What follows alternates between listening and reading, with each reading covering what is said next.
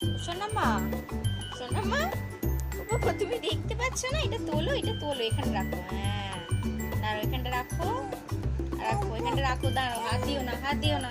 শোনো, শোনো না, আমার কথা শোনো। তুমি কোথায় যাচ্ছ? বেরু করতে?